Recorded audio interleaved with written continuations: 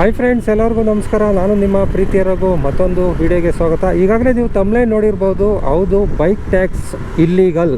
ಯಾರ್ಯಾರು bike tax ರೈಡ್ಗಳು ಮಾಡ್ತಾ ಇದ್ದೀರಾ ಅವ್ರಿಗೆಲ್ಲರೂ ಹೇಳ್ತಾ ಇದ್ದೀನಿ ನಾನು. ಇದೇ ತಿಂಗಳು 22ನೇ ತಾರೀಕುವರೆಗೂ ವೆಯ್ಟ್ ಮಾಡಿ. ಯಾರೂ ಕೂಡ ಬೈಕ್ ಟ್ಯಾಕ್ಸಿ ಮಾಡೋಕ್ಕೆ ಹೋಗಬೇಡಿ. ನೋಡಿ, ಇವಾಗ ಒಂದು ಮಾದೇವಪುರ ಹತ್ರ ಒಂದು ಆಕ್ಸಿಡೆಂಟ್ ಆಗಿದೆ. ಆಕ್ಸಿಡೆಂಟಲ್ಲಿ ಏನೇನು ಬೆಳವಣಿಗೆ ಆಗಿದೆ ಅನ್ನೋದನ್ನ ನೀವು ನಿನ್ನೆಯಿಂದ ವೀಡಿಯೋಗಳನ್ನ ನೋಡ್ತಾ ಇರ್ಬೋದು. ನೀವು ಸೋಮಶೇಖರ್ ಕೆ ಅಂತ ಅವರು ಕರ್ನಾಟಕ ರಾಜ್ಯ ಚಾಲಕರ ಪರಿಷತ್ತು ಅವರ ಅಧ್ಯಕ್ಷರು. ಅವರು ಕೂಡ ಒಂದು ಯೂಟ್ಯೂಬಲ್ಲಿ ಅಥವಾ ಫೇಸ್ಬುಕ್ಕಲ್ಲಿ ಎರಡರಲ್ಲೂ ವೀಡಿಯೋ ಮಾಡಿ ಹಾಕಿದ್ದಾರೆ. ನೋಡಿರ್ಬೋದು ನೀವು. ಯಾರು ಚಾಲಕ ಇದ್ದಾನೆ ಅವನು ಹೊರ ರಾಜ್ಯದವನು. ಆ ರಾಜ್ಯ ಹೆಸರು ಹೇಳೋಕ್ಕೋಗಲ್ಲ. ನಾನು ಲಾಸ್ಟ್ ವೀಡಿಯೋದಲ್ಲೂ ಕೂಡ ವೀಡಿಯೋ ಮಾಡಿ ಹೇಳಿದ್ದೆ, ನಮ್ಮ ರಾಜ್ಯದವರಿಗೆ ಮಾತ್ರ ಏನಾದರೂ ಲೀಗಲ್ ಆಗಿ ಬೈಕ್ ಟ್ಯಾಕ್ಸಿ ಬಂದರೆ ಮಾಡಿಕೊಡಿ ಅಂತಲೂ ಕೂಡ ಸರ್ಕಾರಕ್ಕೂ ನನ್ನ ವೀಡಿಯೋದಲ್ಲಿ ಕೇಳ್ಕೊಂಡಿದ್ದೆ. ಅದೇ ಥರನೇ ಹೊರ ರಾಜ್ಯದವನು ಅವನು ಮಾಡಿ ಬೈಕ್ ಟ್ಯಾಕ್ಸಿ ಮಾಡಿ ಆಕ್ಸಿಡೆಂಟ್ ಮಾಡಿರೋದು ಯಾವುದ್ರಲ್ಲಪ್ಪ ಅಂತ ಹೇಳೋದಾದರೆ ಊಬರಲ್ಲಿ ಏನು ಅಂದರೆ ಮಾದೇವಪುರ ಆ ಕಡೆ ಬಂದು ಪಿಕಪ್ ಮಾಡೋಕ್ಕೆ ಹೋಗ್ತಾನೆ.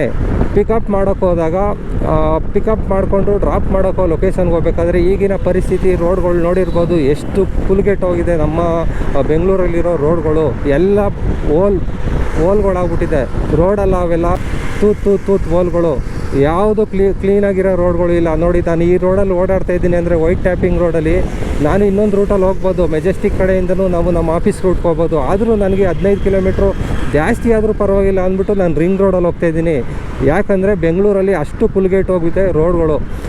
ಆ ರೋಡಲ್ಲಿ ಅವನು ಪಿಕಪ್ ಮಾಡಿ ಡ್ರಾಪ್ ಮಾಡೋಕ್ಕೆ ಕರ್ಕೊಂಡು ಹೋಗ್ತಾನೆ. ಅಲ್ಲಿ ಓಲ್ ಇರುತ್ತೋ ಏನೋ ಹಳ್ಳ ಇರುತ್ತೋ ಗೊತ್ತಿಲ್ಲ, ಹೋಗಿ ಸಡನ್ನಾಗಿ ಫಾಸ್ಟಾಗಿ ಹೋಗಿ ಇಳಿಸಿದೇನಂತೆ. ಹಿಂದೆಗಡೆಯವರು ಜಂಪ್ ಮಾಡಿ ಕೆಳಗಡೆ ಬಿದ್ದು ಮುಖ ಮತ್ತು ಹಿಂದೆಗಡೆ ತಲೆ ಹತ್ರ ಇಂಜುರಿ ಆಗಿದೆ. ಇಂಜುರಿ ಆದ ತಕ್ಷಣ ರೈಡರ್ ಯಾರಿದ್ದಾನೆ ಅವನು ಒಂದು ಅರ್ಧ ಕಿಲೋಮೀಟ್ರ್ ನಿಯರ್ ಇದ್ದಿದ್ದು ಒಂದು ಹಾಸ್ಪಿಟಲ್, ಕಿಮ್ಸ್ ಹಾಸ್ಪಿಟ್ಲಿಗೆ ಹೋಗಿ ಅಡ್ಮಿಟ್ ಮಾಡಿದ್ದಾರೆ. ಅಡ್ಮಿಟ್ ಮಾಡಿ ಟ್ರೀಟ್ಮೆಂಟು ಕೂಡ ಕೊಡ್ತಾ ಇದ್ದಾರೆ. ಅದನ್ನು ಕೂಡ ಇಂಟರ್ವ್ಯೂ ಕೂಡ ಮಾಡಿದ್ದಾರೆ. GJ ಕನ್ನಡ ಯೂಟ್ಯೂಬ್ ಚಾನಲ್ಲಿ. ಅದ್ರ ಡಿಸ್ಕ್ರಿಪ್ಷನಲ್ಲಿ ಲಿಂಕ್ ಹಾಕ್ತೀನಿ, ಹೋಗಿ ನೋಡಿ. ಅವ್ರು ಫುಲ್ ಏನು ಮಾತಾಡಿದ್ದಾರೆ ಅವರ ಸಂಬಂಧಿಕರು ಅನ್ನೋದನ್ನ ನಿಮಗೆ ಗೊತ್ತಾಗೋಗುತ್ತೆ. ಓಕೆನಾ. ಇದುವರೆಗೂ 1.5 ಲಕ್ಷ ಖರ್ಚಾಗಿದೆಯಂತೆ. ಅವರು ಇನ್ನೂ ಅನ್ಕಾನ್ಷಿಯಸ್ ಆಗಿದ್ದಾರೆ ಅಂತ ಹೇಳ್ತಾ ಇದ್ದಾರೆ ಆ ವಿಡಿಯೋದಲ್ಲಿ. ಮಧ್ಯೆ ಏನೋ ಎಚ್ಚರ ಆದರೂ ನಮ್ಮನ್ನ ಗುರ್ತಿಡಿತಾ ಇಲ್ಲ. ಮತ್ತು ತಲೆಗೆ ತುಂಬ ಪೆಟ್ಟಾಗಿರೋದ್ರಿಂದ ಡಾಕ್ಟ್ರ್ ಇನ್ನೂ ಏನು ಹೇಳ್ತಾ ಇಲ್ಲ, ICU ಇದ್ದಾರೆ ಅಂತಲೂ ಕೂಡ ಹೇಳ್ತಾ ಇದ್ದಾರೆ.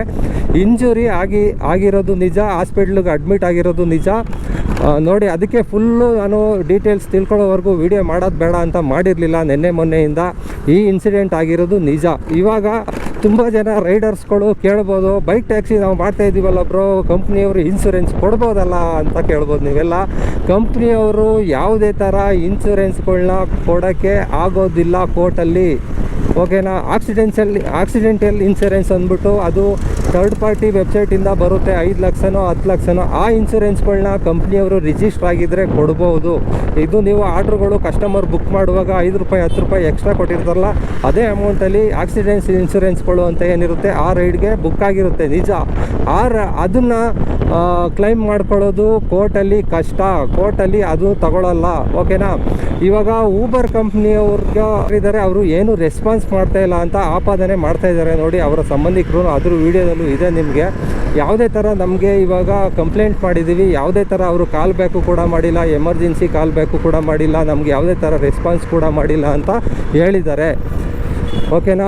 ಮತ್ತು ಇವಾಗ ರೈಡರ್ ಯಾರಿದ್ದಾನೆ ಅವನು ಹೊರ ರಾಜ್ಯದವನು. ಅವನು ಅವ್ರ ಅಪ್ಪನ ಗಾಡಿನ ತಗೊಬಂದು ರಿಜಿಸ್ಟ್ರ್ ಮಾಡಿಕೊಂಡು ಇವನು ಓಡಿಸ್ತಾ ಇದ್ದಂತೆ.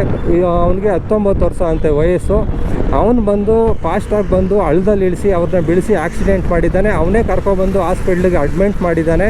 ಇವಾಗ ಅವರ ಸಂಬಂಧಿಕರು ಏನು ಹೇಳ್ತಾ ಇದ್ದಾರೆ ಅಂದರೆ, ಆ ಮಹಿಳೆ ಯಾರಿದ್ದಾರೆ ಅವರು ಬಿದ್ದು ಏಟಾಗಿರೋರು ಸಂಬಂಧಿಕರು, ನಾವು ಇವಾಗ ಲೀಗಲಾಗಿ ಅವ್ರ ಮೇಲೆ FIR ಮಾಡ್ತಾಯಿದ್ದೀವಿ, ಕಂಪ್ಲೇಂಟ್ ಮಾಡ್ತಾಯಿದ್ದೀವಿ ಅಂತ ಹೇಳ್ತಾ ಇದ್ದಾರೆ. ಕಂಪ್ಲೇಂಟ್ ಮಾಡಿದ್ರೆ ಸುಮ್ಮನೆ ಅಲ್ಲ, ಕೇಸು ಕೋರ್ಟಿಗೆ ಕಳಿಸ್ತಾರೆ. ಕೋರ್ಟಲ್ಲಿ ಕರೆದು ಇನ್ಶೂರೆನ್ಸು ಕ್ಲೈಮ್ಗೆ ಕೇಸು ಕ್ಲೈಮ್ ಮಾಡೋಕ್ಕೆ ಇದು ಮಾಡ್ತಾರೆ. ಎಷ್ಟು ಪರಿಹಾರ ಕೊಡಿ, ಇಷ್ಟು ಅಮೌಂಟ್ ಕೊಡಿ, ನಮಗಿಷ್ಟು ಹಾಸ್ಪಿಟಲ್ ಖರ್ಚಾಗಿದೆ, ನಮಗೆ ಈ ಥರ ಏಟಾಗಿದೆ, ಇಂಜುರಿ ಆಗಿದೆ, ನಮಗೆ ಈ ಥರ ಕೆಲಸ ಮಾಡೋಕ್ಕಾಗಲ್ಲ ಮುಂದಿನ ದಿನಗಳಲ್ಲಿ, ನಾವು ಇಷ್ಟು ದಿನ ರೆಸ್ಟ್ ಇರಬೇಕಾಗುತ್ತೆ, ಅಷ್ಟೆಲ್ಲ ಪರಿಹಾರನೂ ಸೇರಿಸಿ ಕೊಡಿ. 70 ಲಕ್ಷ 80 ಲಕ್ಷ ಅವ್ರು ಎಷ್ಟಾದ್ರೂ ಕೇಳ್ಬೋದು, 1 ಕೋಟಿವರೆಗೂ ಕೇಳ್ಬೋದು. ಅದು ಅಲ್ಲಿ ಕೇಸ್ ಹಾಕಿದ್ಮೇಲೆ ಅದರಲ್ಲಿ ಎಷ್ಟು ಕೇಳ್ತಾರೆ ಪರಿಹಾರ, ಅದು ಇನ್ಶೂರೆನ್ಸನ್ನು ಕ್ಲೈಮ್ ಆಗುತ್ತೆ ಅಂತ ಕೇಳ್ತಾರೆ. ಇನ್ಶೂರೆನ್ಸ್ ಕಂಪ್ನಿಯವರು ಬಂದು ಹೇಳ್ತಾರೆ, ನೋಡಪ್ಪ ನಾವು ಓನ್ಲಿ ನಿನಗೆ ಮಾತ್ರ ಇನ್ಶೂರೆನ್ಸ್ ಕೊಟ್ಟಿರೋದು ಫಸ್ಟ್ ಪಾರ್ಟಿ, ಮತ್ತು ಥರ್ಡ್ ಪಾರ್ಟಿ ಇನ್ಸೂರೆನ್ಸು ಕೊಟ್ಟಿದ್ದೀವಿ. ಥರ್ಡ್ ಪಾರ್ಟಿ ಅಂದರೆ ಆಪೋಸಿಟಿಂದ ನೀವು ಬೇರೆಯವರು ಗುದ್ದಿದ್ರೆ ಮಾತ್ರ, ಹಿಂದೆಗಡೆ ಕೂತಿರೋರಿಗೆ ಪ್ಯಾಸೆಂಜರ್ ಇನ್ಸೂರೆನ್ಸ್ ಕೊಡಲ್ಲ ಅಂತ ಹೇಳ್ತಾರೆ. ಓಕೆನಾ. ಪ್ಯಾಸೆಂಜರ್ ಇನ್ಸೂರೆನ್ಸು ಈ ವೈಟ್ ಬೋರ್ಡ್ ಗಾಡಿಗಳಿಗೆ ಇಲ್ಲ. ಮತ್ತು ಸುಪ್ರೀಂ ಕೋರ್ಟು ಕೂಡ ಲಾಸ್ಟು ಅಲ್ಲ ಒಂದು 5-6 ವರ್ಷಗಳ ಹಿಂದೆನೇ ಹೇಳಿದೆ. ಲಾಸ್ಟ್ ವೀಡಿಯೋದಲ್ಲೂ ತುಂಬ ವೀಡಿಯೋದಲ್ಲೂ ನಾನು ಹೇಳ್ತಾ ಬರ್ತಾಯಿದ್ದೀನಿ, ಯಾರಿಗೂ ಕೂಡ ನಾವು 2 ವೀಲರಲ್ಲಿ ಡ್ರಾಪ್ ಮಾಡುವಂಗಿಲ್ಲ. ಓಕೆನಾ. ಸುಪ್ರೀಂ ಕೋರ್ಟು ಹೇಳಿದೆ, ಡ್ರಾಪ್ ಮಾಡಿ ಅವ್ರಿಗೇನಾದ್ರು ಹೆಚ್ಚು ಕಮ್ಮಿ ಆಯಿತು ಅಂದ್ರೂ ಅದು ಫುಲ್ ಜವಾಬ್ದಾರಿ ಯಾರಿರ್ತಾರೆ ಅವ್ರದ್ದೇ. ಓಕೆನಾ. ಯಾರೇ ಇವಾಗ ಬೈಕ್ ಟ್ಯಾಕ್ಸಿ ಮಾಡಬೇಕು ಅಂತ ಅಂದ್ಕೊಂಡಿರೋರು ತುಂಬ ಅಂದರೆ ಕೇರ್ಫುಲ್ಲಾಗಿ ಇರಬೇಕು. ನಿಮ್ಮ ಜೀವನ ನಿಮ್ಮ ಕೈಯಲ್ಲಿ. ಇವಾಗ ಕೋರ್ಟಲ್ಲಿ ಒಂದು ಕೇಸ್ ನಡೆಸಬೇಕು ಅಂದರೆ ಎಷ್ಟು ವರ್ಷಗಳು ತಗೊಂಡೋಗುತ್ತೆ ಅಂತ ಗೊತ್ತಾಗಲ್ಲ. ಇವಾಗ FIR ಆಗಿದೆ ಅವನ ಮೇಲೆ.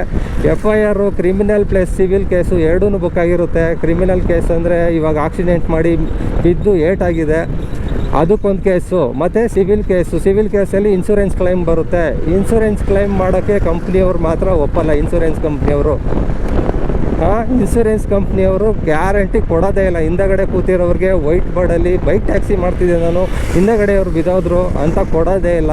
ಪ್ಯಾಸೆಂಜರ್ ಇನ್ಸೂರೆನ್ಸ್ ಅಂತ ಬರುತ್ತೆ, ಅದು ಎಲ್ಲೋ ಬೋರ್ಡ್ ಇದ್ದರೆ ಮಾತ್ರ. ಇವಾಗ ಎಲ್ಲೋ ಬೋರ್ಡು, ಎಲ್ಲೋ ಬ್ಯಾಡ್ಜು ಯಾರ್ಯಾರು ಮಾಡಿಸಿರ್ತಾರೆ, ಕಾರ್ಗಳಾಗಲಿ, ಆಟೋದಲ್ಲಾಗಲಿ, ಬಸ್ಗಳಾಗಲಿ, ಈ ಎಲ್ಲೋ ಬೋರ್ಡೆಲ್ಲ ಇರುತ್ತಲ್ಲ, ಅವರಿಗೆಲ್ಲ ಪ್ಯಾಸೆಂಜರ್ಗೂ ಇನ್ಕ್ಲೂಡ್ ಆಗಿ ಇನ್ಸೂರೆನ್ಸ್ಗಳೆಲ್ಲ ಇರುತ್ತೆ. ಈ ಥರ ಆಕ್ಸಿಡೆಂಟ್ ಆದಾಗ ಕೋರ್ಟಲ್ಲಿ ಕೇಸ್ ಹಾಕಿದ್ರೂ ಕೂಡ ಆ ಟೈಮಲ್ಲಿ ಇನ್ಸೂರೆನ್ಸು ಕ್ಲೈಮ್ ಆಗುತ್ತೆ. ಅವರು ಎಷ್ಟು ಪರಿಹಾರ ಕೇಳ್ತಾರೆ, ಎಷ್ಟು ಖರ್ಚಾಗಿದೆ ಹಾಸ್ಪಿಟಲ್ಗೆ, ಅದೆಲ್ಲನೂ ಕೂಡ ಕ್ಲೈಮ್ ಆಗುತ್ತೆ. ಇನ್ಸೂರೆನ್ಸ್ ಕಂಪ್ನಿಯವರು ಕೊಡಲೇಬೇಕಾಗುತ್ತೆ. ಇನ್ಸೂರೆನ್ಸ್ ಕಂಪ್ನಿಯವರು ಅವರು ಬಿಸ್ನೆಸ್ ಮಾಡ್ತಾಯಿದ್ದಾರೆ. ಬಿಸ್ನೆಸ್ ಮಾಡಬೇಕು ಅಂದರೆ ಇದನ್ನೆಲ್ಲ ನೋಡ್ತಾರೆ. ಅವ್ರ ಕಡೆಯಿಂದ ಲಾಯರ್ ಕೂಡ ಆಗ್ತಾರೆ. ನಿಮಗೆ ಎಷ್ಟೇ ಕೋರ್ಟಲ್ಲಿ ಫೈಟ್ ಮಾಡಿದ್ರು ಕೂಡ ಎಲ್ಲೋ ವೈಟ್ ಬೋರ್ಡ್ಗೆ ಇನ್ಸೂರೆನ್ಸು ಕ್ಲೈಮ್ ಆಗೋಲ್ಲ. ಎಕ್ಸಾಂಪಲ್ ನೋಡಿರ್ಬೋದು, ನಮ್ಮ ಫ್ರೆಂಡ್ಗೂ ಕೂಡ ಆಕ್ಸಿಡೆಂಟು ಆಗಿದೆ. ಒಂದು ಎದುರುಗಡೆ ಬರ್ತಾಯಿದ್ದವನಿಗೆ ಅವನದು ಆಲ್ರೆಡಿ ಇನ್ಸೂರೆನ್ಸ್ ಇದೆ ಗುರು, ಆದರೂ ಎದುರುಗಡೆ ಕುಡ್ಕೊಂಡು ಅವನು ಈ ಥರ ರಿಂಗ್ ರೋಡಲ್ಲಿ ಬರಬೇಕಾದ್ರೆ ಹೋಗಿ ಇವನು ಗುದ್ಬಿಟ್ಟಾಗ ಅವನಿಗೆ ಆಕ್ಸಿಡೆಂಟ್ ಆಗಿ 1 ವಾರಕ್ಕೆ ತೀರೋಗ್ಬಿಟ್ಟಿದ್ದಾನೆ ಅವನು. ಇವಾಗ ಏನಂತ ಪೊಲೀಸವರು ಕಂಪ್ಲೇಂಟ್ ಮಾಡ್ಕೊಂಡಿದ್ದಾರೆ ಅಂತ ಹೇಳೋದಾದರೆ, ಇವನೇ ಹಾಸ್ಪಿಟ್ಲಿಗೆ ಅಡ್ಮಿಟ್ ಮಾಡಿದ್ದು, ತೋರಿಸಿದ್ದು ಎಲ್ಲ ಮಾಡಿದ್ದು ಇವನೇ.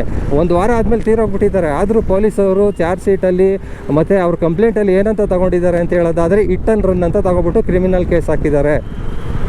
ಓಕೆನಾ. ಕ್ರಿಮಿನಲ್ ಕೇಸ್ ಹಾಕೋರ ಜೊತೆಗೆ ಇನ್ಸೂರೆನ್ಸ್ ಕ್ಲೈಮು ಇತ್ತು, ಇನ್ಸೂರೆನ್ಸ್ ಕ್ಲೈಮ್ ಆಗೋಯ್ತು. ಇವಾಗ ಇನ್ಸೂರೆನ್ಸ್ ಕ್ಲೈಮ್ ಆಗಿರೋ ಅಮೌಂಟು ಅವ್ರ ಫ್ಯಾಮಿಲಿಯವರು ಕೊಟ್ಟರು. ಆದರೆ ಅವರಿದಾರಲ್ಲ, ಇವಾಗ ಕ್ರಿಮಿನಲ್ ಕೇಸ್ ಆಗಿದೆಯಲ್ಲ, ಹಿಟ್ ಆ್ಯಂಡ್ ರನ್ ಕೇಸು, ಅದಕ್ಕೆ ಇವಾಗ ಇದುವರೆಗೂ ಅವನು ಕೋರ್ಟಲ್ಲಿ ಹೇಳ್ತಾ ಇದ್ದಾನೆ 4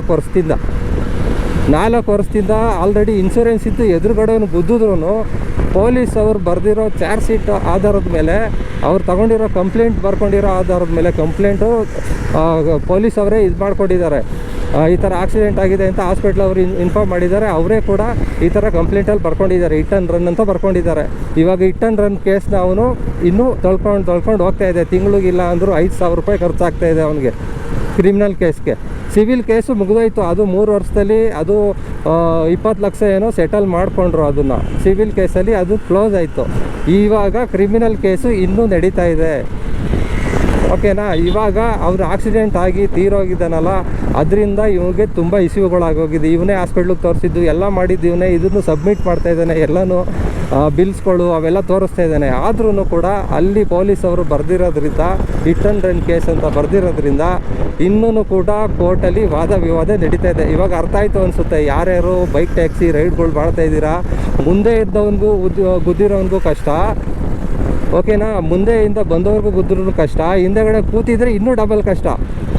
ಪ್ಯಾಸೆಂಜರ್ ಏನಾದ್ರು ಕೂತಿದ್ರೆ ಹಿಂದೆಗಡೆ ಅವ್ರಿಗೇನಾದ್ರು ಬಿದ್ದು ಹೆಚ್ಚು ಕಮ್ಮಿ ಆಯಿತು ಅಂದರೆ ನೀವೇ ಅನುಭವಿಸ್ಬೇಕಾಗುತ್ತೆ. ನೀವು ಬೈಕ್ ಟ್ಯಾಕ್ಸಿ ಆ್ಯಪ್ಗಳು ಆನ್ ಮಾಡಿಬಿಟ್ಟಿದೆ, ತಾವು ಮಾಡ್ಬೋದಲ್ವಾ, ನಿಮಗೇನು ಹೊಟ್ಟೆ ಉರಿ ತಿಗಾ ಉರಿ ಅಂತ ಕಮೆಂಟ್ ಮಾಡ್ತಿದ್ದೀರಲ್ಲ ನೋಡಿ. ಇವಾಗ ಅವನ ಮೇಲೆ FIR ಆಗಿದೆ. ಇದೊಂದು ಸಾಕು ಅವ್ರಿಗೆ. ಇವಾಗ ನೆಕ್ಸ್ಟು ಕೋರ್ಟಲ್ಲಿ ಅದನ್ನೇ ತಗೊಂಡು ಹೋಗ್ತಾರೆ. ನೆಕ್ಸ್ಟ್ 27ನೇ ತಾರೀಕು ನೋಡಿ, ಈ ಥರ ಬೈಕ್ ಟ್ಯಾಕ್ಸಿಗೆ ಪರ್ಮಿಷನ್ ಇಲ್ಲದೆ ಇದ್ರೂ ಊಬರ್ ಕಂಪ್ನಿಯವರು ಪರ್ಮಿಷನ್ ಕೊಟ್ಬಿಟ್ಟು ಬೈಕ್ ಟ್ಯಾಕ್ಸಿ ರೈಡರಿಂದ ಆಕ್ಸಿಡೆಂಟ್ ಆಗಿದೆ, ಈ ಥರ ಪ್ರಾಬ್ಲಮ್ಗಳಾಗ್ತಾಯಿದೆ, ಅದು ಮಹಿಳೆಯರಿಗೆ ಈ ಥರ ಪ್ರಾಬ್ಲಮ್ ಆಗಿದೆ ಅಂತಲೇ ಅದನ್ನೇ ಎತ್ತಿಡಿತಾರೆ ನೋಡಿ. ಇವಾಗ ಅಡ್ವೊಕೇಟ್ ಜನರಲ್ ಅವರು ಇದನ್ನೇ ತೋರಿಸ್ಬಿಟ್ಟು ವಾದ ಮಾಡ್ತಾರೆ. 27ನೇ ತಾರೀಕು ಇದನ್ನೇ ತೋರಿಸಿ ವಾದ ಮಾಡ್ತಾರೆ.